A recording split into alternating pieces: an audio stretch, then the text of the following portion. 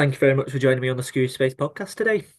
What we will be discussing is where are we going wrong with cloud infrastructure? But yes, before we delve into it, Rob, are you okay just to let the audience know a little bit about your background, if that's okay? Yeah, absolutely. I'm Rob Pritchard. I have been working in cybersecurity now since 2001 across a range of industries. I started, or range of sectors even. I started in finance. I fell into it by mistake, really. I was a developer and network engineer before that, and I didn't enjoy it. I had a job I didn't like, but I had an interest in security and the information security team, as it was called at the time, at UBS Investment Bank was growing and looking for technical people. So I sent in a CV and I went from there. So I started out in investment banking. I did that for nearly 5 years. And then I moved to government, which still think is probably the biggest pay cut I've ever taken. I'm not sure I've ever quite made up my investment banking salary. And I did that variety of things across government, all cybersecurity. So started out in one of the predecessors of CPNI, the National Infrastructure Security Coordination Centre, doing infrastructure protection.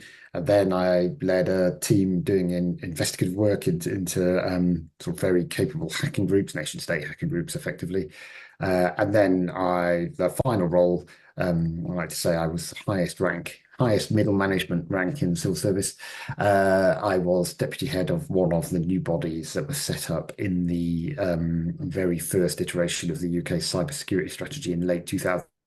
I took the job in 2010, and that was in Cheltenham, and I was down there for 3 years, doing quite a lot of sort of incident response work and things like that, and a lot of time. I mean, the strategy was slightly kiboshed by the London Olympics, to be honest, because that just consumed everybody's time for, for most of 2011 and 2012.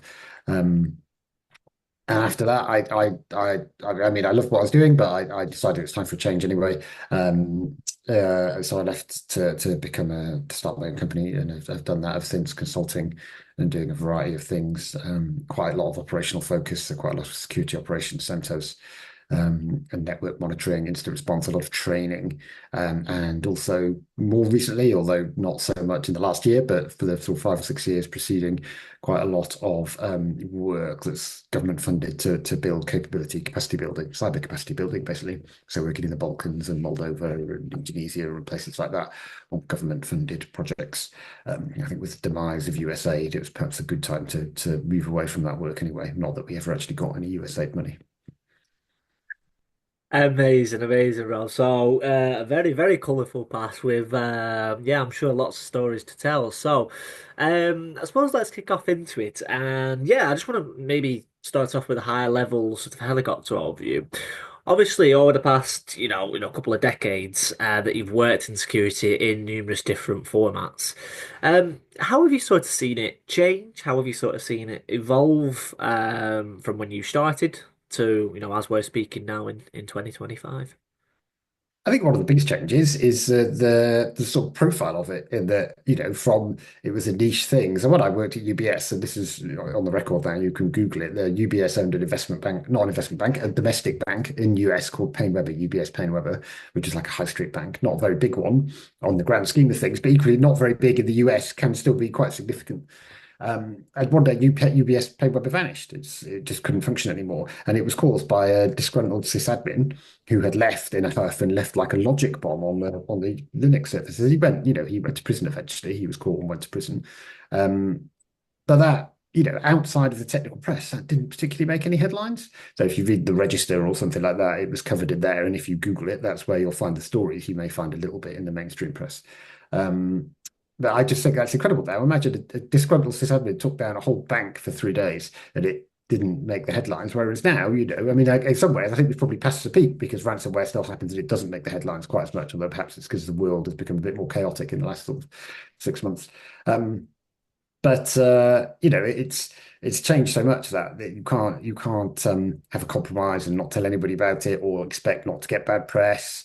Now some of that's legal framework you have to disclose, but I think also the sort of general public's knowledge and the media's knowledge and understanding of these things has changed. So that's a big change. Mm. And obviously the technologies have changed, right? Everything's gone from being on premise the idea of a sort of perimeter, hardened firewalls and things like that, and remote access with VPNs. And now lots of companies still operate a bit like that. But most smaller organizations or modern organizations have gone much more distributed. People work from home, offices are less well defined, on-premise is much less popular. So the idea of having a sort of network environment that you control and have really good visibility into, well, ideally have really good visibility into, obviously historically perhaps not, but the idea of that sort of fortress mentality, I think, has gone as well as, then that's the technology that's driven that, and cybersecurity is sort of lagging behind a bit, trying to catch up. Absolutely. And do you know what? I fully sort of agree with both your viewpoints there. I think we've definitely got some way to go in terms of the full understanding and appreciation of security, because I think there is still cultural problems surrounding incidents and surrounding the fact that we're never going to be 100% bulletproof, and as such individuals that work in security, if you break it down that one layer, should not be held to they should be accountable, yes, but should they be their head put on the chopping block if an incident does occur? No. And I think we're not there yet, as is indicative of how 2024 went and how the sort of seesaw job market actually went. Yeah, a lot of the role of the CISO is actually becoming more and more scrutinized. I think because we are becoming much more aware and acceptance of security having its concept. So I think we're there, but we need to fine tune it a little bit. So Mm. completely agree with what you're saying there, Rob. Um, so yeah, so I just want to kind of delve in as to why we actually decided on the topic today as to where we're going wrong with cloud infrastructure. So your last point there, you mentioned that not everything is on-prem. We don't just have these massive server rooms with loads of wires anymore. We're very much in a cloud first world. We absolutely are. But we don't seem to be nailing it straight away. So, talk to me a little bit about where are we going wrong when it comes to cloud infrastructure? Well, obviously those server rooms still exist. It's just that there are, they're bigger and much more consolidated. So they're run by companies called like Microsoft and AW and Amazon and Google and people like that. So I did a lot of work with small businesses as a consultant, and I'm literally seeing racks under the stairs and in the toilets and things like that. So it's very much better that people don't do that anymore when their whole business depends on it. The idea that the sort of hard business of managing infrastructure is done by people who are competent and have money to spend on it, I think is a good one. Yeah. But where I think we are going wrong is um, firstly that too much security isn't included, right? So I can go and build a platform on AWS and resell it. And the back end, AWS is great. I can say, oh, my data centers, I say whatever the data center security standard is, and all those things. And that's all true. And yet my code is terrible and clunky. And so we are still pushing out. There's a lot of stuff. We haven't stopped introducing vulnerabilities. We still write and produce vulnerable software on vulnerable platforms. And there's nothing we can't magically expect Microsoft or Google to take those away. So I think we've lost a class of bug in an infrastructure management way, like patching your servers and stuff. But we still have the problem, we as consumers and we as people who produce apps, is the fact that a lot of the stuff we produce has vulnerabilities in, and software still has vulnerabilities in. So we haven't really migrated away from that. Mm. And I think a lot of the another problem is that a lot of stuff is not terribly secure by design, which I think is a bit of a phrase that means lots of different things. And I just mean things like um, I don't know, things like even basic stuff like two-factor authentication or throwing out not necessarily password complexity, but passwords that have been reused or been in breach, things like that. Never mind the consumer level, even at the business level, if I pay for a business tier, I don't necessarily get Mm. basic security features, things that I expect to have or expect to be on by default. Sometimes you have to go and configure them. Sometimes they're just not available. Especially again, I do a lot of work with small companies, and when I say small, they're not necessarily tiny, right? Up to a few thousand people. Um, but you might buy a license for I won't name product names, but buy license for a desktop platform messaging app, for instance, and it doesn't include an audit API at the sort of middle business tier. You have to go to enterprise, and that's like double the price, triple the price per head. So that's a lot of money for. But if I'm the security person trying to make that business case, then effectively I haven't really got one, and it's not going to happen. So I think that there's a lot of the security features you get at different paid prices are a bit of a problem. It becomes quite, I think, it puts a lot of onus on people to configure things properly, and we know that people don't do that because they never have done. And B, it means that you can from a security perspective, you have quite a different sort of peaks and troughs of what you get on different products, which is a little bit hard to manage. Mm. And then I think the final thing, which it feeds in from what I've said already, is I've lost, not necessarily lost, but it's quite hard to get visibility of what's happening. And I talked about that in the context of the networks. Now, I spent a lot of time on old-fashioned networks, doing security operations and things like that. And I'm not, most companies I'm sure have terrible visibility. It's not surprising. But if you did it right, you could have visibility of what was going on in your network. You could put network probes in, you could pull everything back into full packet capture and things like that. And if you do the legwork, you have visibility. The problem with cloud platforms is the variability of that. How do I get visibility if I've got, I don't know, 10 if I'm a small company, hundreds if I'm a medium-sized company? Platforms, messaging, email, document management, I don't know, finance, all these different packages, HR, all the security tools as well. How do I know who's connecting and from where? And now sometimes, like AWS has great security tools, G Suite has security tools, Microsoft has security tools, but they don't talk to each other. Or sometimes they do, but not necessarily well. It's hard to do. And I think that is a real challenge. We've lost the ability to get that visibility. And I know I've both tried to procure as a CISO, and I'm in the selling business as well, security monitoring services. And I wanted to procure cloud monitoring, and it was really hard. And I found that a bit frustrating. But the service providers don't make it easy either. And again, to go back to the sort of inconsistent security features, the getting data for that visibility out of cloud providers is very difficult. Sometimes you don't get it, sometimes it's really slow. So there are lots of challenges there. And just elaborate a little bit more on that, Rob. Why is the challenge? Are we now bringing in politics? Are we now bringing in? I know that you mentioned their cost obviously comes in for the end Cost, user. cost, it's cost, it's cost, Cost, it's cost, cost. cost. We've always treated IT. I mean, people talk about poor security, but it's not really, blaming it on security. And in some ways, having a separate security budget is a mistake. We should never have allowed this to happen. It's your infrastructure budget, and it should include. It's like the way you can't. It's not like you can build a build a new office and not bother spending on the fire safety features. That's just not an option. It is included. You have to spend the money, or your house, it has to meet fire safety regs. You can't just think, I'll save the money and not bother with that.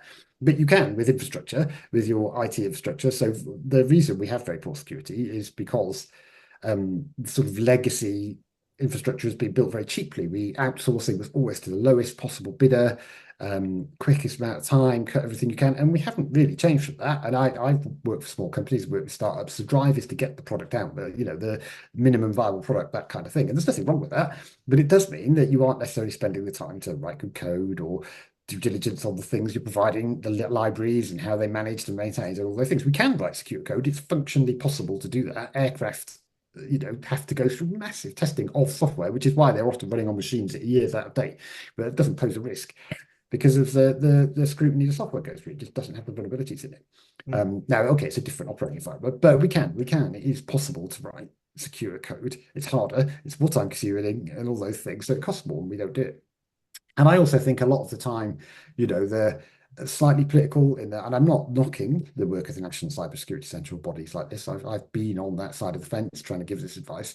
We've put a lot of focus on making sure that we've got to have a board are aware of cybersecurity. We've got to put the budget into it, and that's all fine. But it's a bit, to my mind, a bit the wrong way around, right? Why should a business need cybersecurity experts on the board? That isn't right. They don't have to have that they should have business experts on the board and take advice from people as they need it to manage those risks, to manage their finance risks, their HR risks, whatever. And if they go public, then maybe you might start to report different requirements there. But I don't. To me, that doesn't really solve the problem because even if you've got all the money and all the technology, we still see people getting breached. So I'm not really convinced that we put the effort in what's politically the convenient place, which is to say people must spend more money on this. And that sounds good because it generates a cybersecurity thing, but all these tools are bolting on after the event. So you don't get the desired effect. You haven't sort of done the root cause. It's a bit like health or wellness trends or something, I think. And I appreciate I'm criticizing my entire industry here, which I've been part of for 24 years. So um, No, no. I accept part of that blame, right? So with that being said then, are we actually in a better place now that we've moved to the cloud, or have we kind of made a rod for our own back? We're in a different place, and I do think it's better. Something I like. I think diversity of the supply chain is a good thing, right? I think a part of the reason we had so many breaches all over the years and why we continue to get it was because of the monoculture in enterprise software. It was all Microsoft everywhere, and it was all poorly managed Microsoft everywhere. And that's not Microsoft's fault, but that's the reality. So it meant if I went on a basic training course or did some basic training on how to crack Microsoft platforms, I could own everybody, right? It was just the same things over and over and over and over again, every company in the world. And we saw with vulnerabilities, right? Things like WannaCry and stuff like that, they proliferated because everybody had exactly the same software.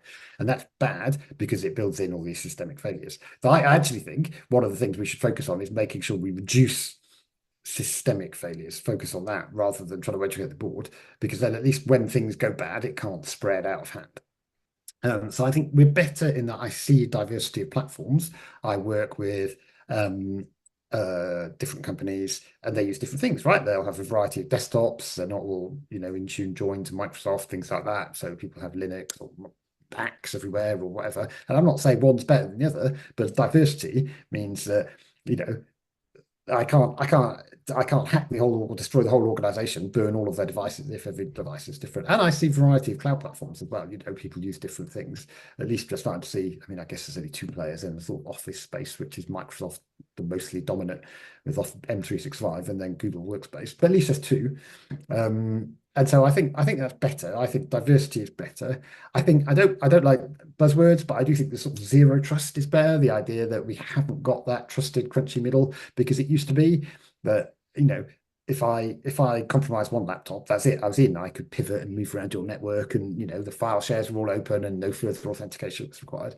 But it's pretty hard to build something that bad these days. At least if you're using online providers, you don't have to do much to make a pen tester drops on even the least secure company I work with or have met or whatever, or pick one randomly. Pen tester drops on their laptop and it's a Mac and somebody's working a coffee. Well, they can't pivot to anything. They might be able to pull creds out of a browser or something like that, but it doesn't take that much security to make things harder to get away from those sort of single points of failure. The idea that just because one compromised device means your whole organization is compromised. So we've done things like that better. And most certainly the big cloud providers have better security options in there as well. So I do think it's better, but I think that the problem is we've imported a load of problems. We haven't really addressed some of the root causes, so we haven't really got, as I said, we still produce vulnerabilities. And another slightly tangential problem with the causes is I like diversity of supply, and it can look like there's big diversity of supply, but underneath it's all running out of AWS. And so maybe that isn't quite so great from an availability or systemic risk point of view. Okay. Now, in a hypothetical situation, Rob, I am the Prime Minister, and I am giving you unlimited budget, Rob, to fix the cloud infrastructure problem. Money isn't a problem. Politics isn't a problem. In an ideal world, where would if I gave you this responsibility to fix this cloud infrastructure, what would be your roadmap? Right. So I mean, I think that it should be theoretically easier for a smaller number of providers, a smaller number of managers of infrastructure to do a better job of that rather than thousands of individual companies all only doing this self.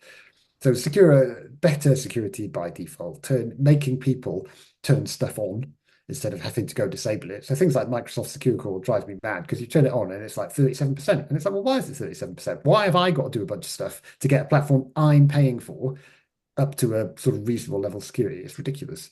Um, so things like that would be better. I think finding ways to make people develop better software. You say unlimited money, right? So presumably we could pour this infinite money into doing lots and lots of robust unit testing of all our software, so we don't produce vulnerabilities. That would be great. Um, uh, I mean, I think I don't quite know how to answer the unlimited thing. Those are the things. Eliminate vulnerabilities. There we go. That would be the what I'd spend my unlimited money on. More practically, I suspect we're going to see things like some of the legislation we're coming through here now, which is when infrastructure providers get over a certain size, they fall into some sort of regulation. And I'm slightly wary of regulation because I don't know necessarily it's the right lever.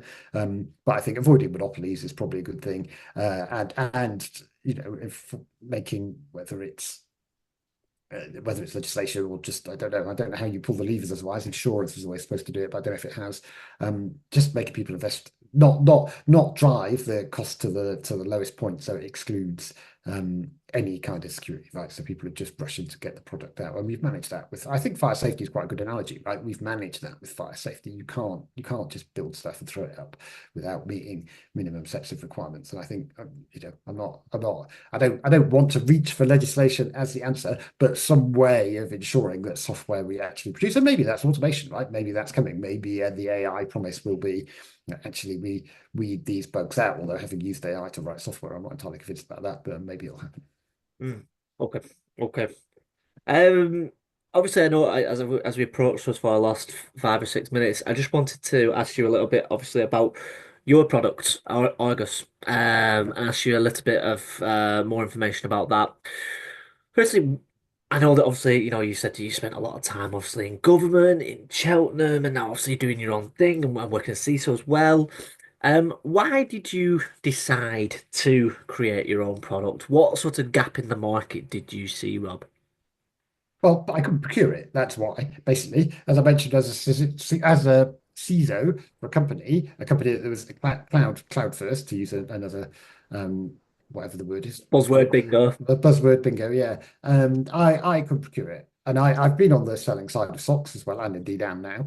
But I couldn't procure what I wanted. I wanted something that gave me some assurance of all these platforms slightly diverse approaches to management and things like that. I knew only my staff were connecting in, and I had some visibility and assurance of that because I worry about things like people getting phished. Uh, Most companies have a much more relaxed attitude to BYOD these days, especially if they're not handling any kind of you know, sensitive personal data or otherwise regulated or government data.